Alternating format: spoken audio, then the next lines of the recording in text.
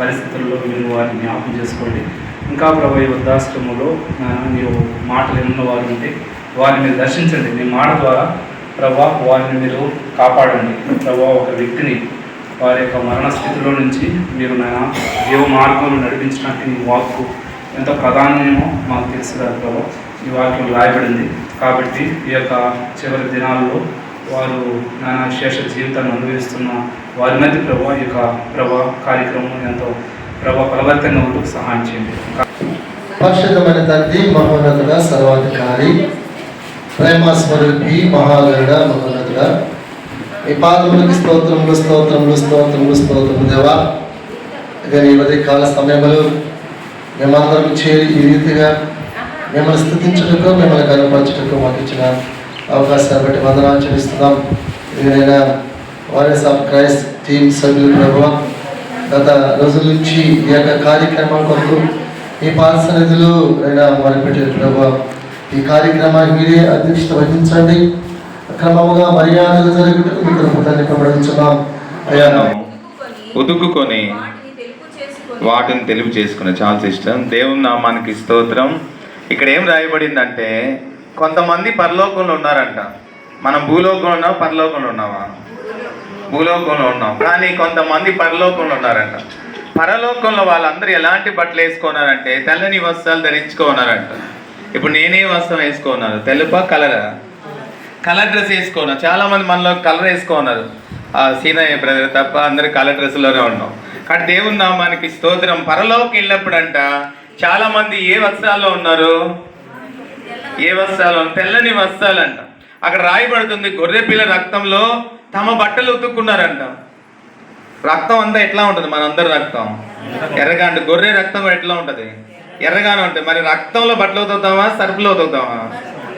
Detergent చాలా వచ్చాయి కదా ఇప్పుడు, టైడ్, ఇంకేముంది, ఏరియలు, తర్వాత సర్ఫ్, ఇంకేమున్నాయి, ఏమో చాలా ఉన్నాయి. అవన్నిట్లో వేసి ఉతికామనుకోండి మొత్తం అన్ని కలిపి ఉతికితే ఏమైపోతాయి? బట్టలు చినిగిపోతాయి. ఏదో ఒకటి వేసుకుని ఉతికితే తెల్ల బట్టలు వస్తాయి.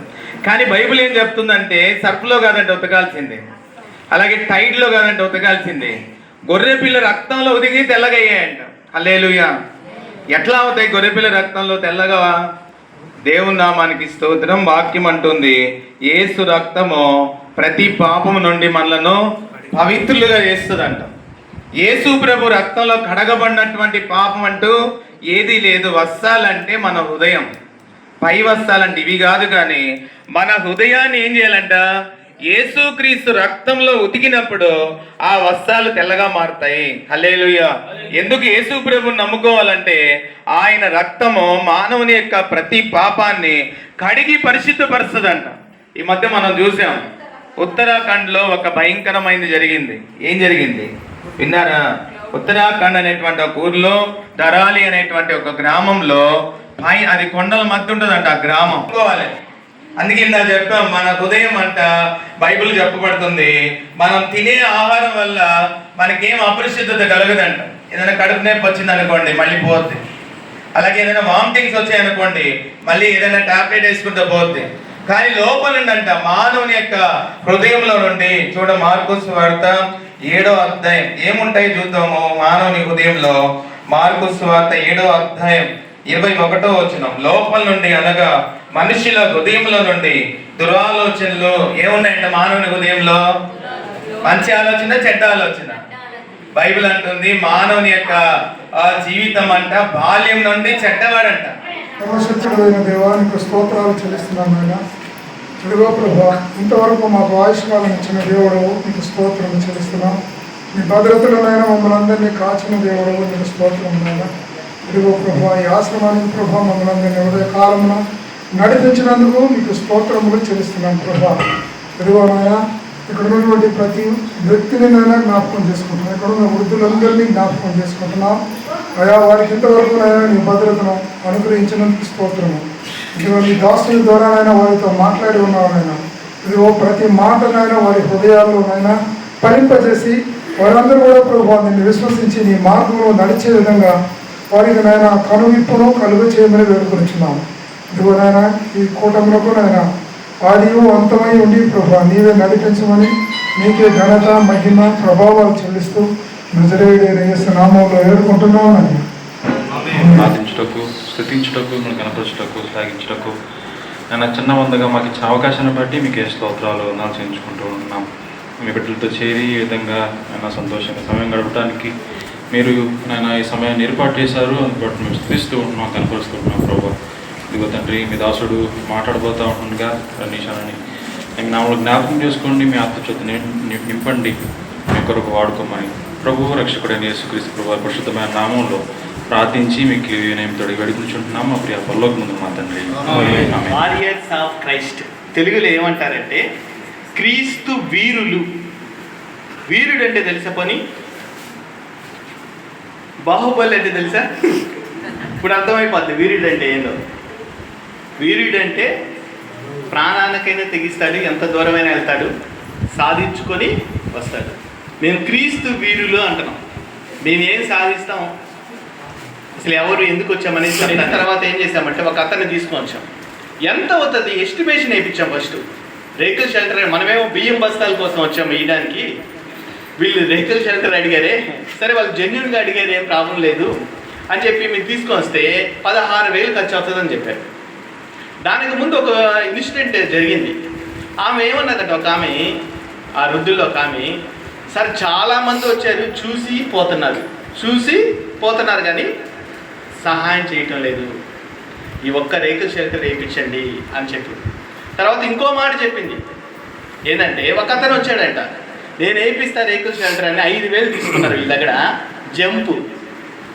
జంపు జిల్లాని అంటలా అలా జంప్ అయిపోయాడంట 5,000 తీసుకొని. అంటే దీనుడు పేదోడు ఎవరికి చెప్పుకోలేరు కదా, పోరాడతాడు వాడు. పేదోళ్ళు మోసం చేస్తారు చాలామంది. అమాయక ప్రజల్ని పేదోళ్ళని ఎందుకు మోసం చేస్తారంటే వాళ్ళు పోరాడలేరు, వాళ్ళు వీరుడు అవ్వలేరు కాబట్టి. ఇప్పుడు ఎవరు రావాలి పోరాడాలంటే? వీరుడు రావాలి.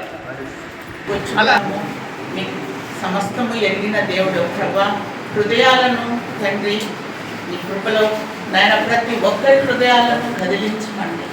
ఆయన ఎవరు తండ్రి నరకానికి పోకుండా యేసు మార్గాన్ని తెలుసుకొని ప్రభా తండ్రి మీ రక్షణ పొందడానికి ప్రభా నీ బిడ్డలకి మీ కృపను అనుగ్రహించి నడిపించమని వేడుకుంటూ నాయన మరి ముఖ్యంగా బాధ్యత తీసుకున్న తండ్రి మరి దైవజనులందరినీ ప్రభా మీ చేతులకు అప్పగించుకుంటూ నాయన వారు చేస్తున్న సేవ అంతట్లో ప్రభా మీ కృప మీ దయ మెండుగా ఉంచి నడిపించమని తండ్రి మరొకసారి తండ్రి ఈ స్థలానికి రావడానికి మాకు ఇచ్చిన ఈ సమయాన్ని బట్టి వందనాలు చెల్లిస్తూ ప్రభా వారియర్స్ ఆఫ్ క్రైస్ట్ ప్రజలను బట్టి దేవుని నామంలో వందనాలు తెలియజేస్తున్నాను. వారికి ఒకసారి వచ్చి ఏదో ఒక సాయం చేసి మమ్మల్ని ఈ రకంగా ఆదరిస్తున్నందుకు దేవుని నామంలో వందనాలు తెలియజేస్తున్నాను.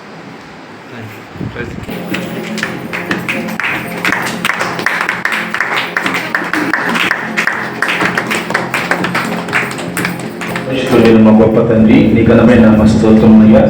ఈ దీనిలో చేస్తే నాకు చేసినట్టే అన్నారు నైనా. నీ మమ్మల్ని ఏర్పాటు చేసుకొని నైనా ఈ స్థలంలో నీ బిడ్డలకు సహాయం చేయటం కృపను బట్టి నీకు స్తోత్రాలు. నా ప్రభువా, మమ్మల్ని నడిపించిన దేవా నీకు స్తోత్రాలు.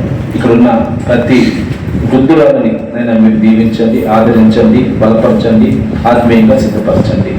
అయినా తండ్రి, ఈ యొక్క కార్యక్రమం జరిపిస్తున్నటువంటి అయినా మా యొక్క వారియర్స్ ఆఫ్ క్రైస్ట్ నా తండ్రి ఇంకా అనేక చోట్ల నీ నామ మహిమార్థమై ఘనమైన కార్యం చేయటం మీరే మనం బలపరిచి ప్రేరేపించి వాడుకున్నామని ఇక్కడ చేరిన ప్రతి ఒక్కరు నీ హస్తాలు సమర్పించుకుంటూ నీకే మహిమ ఆరోపిస్తుంది.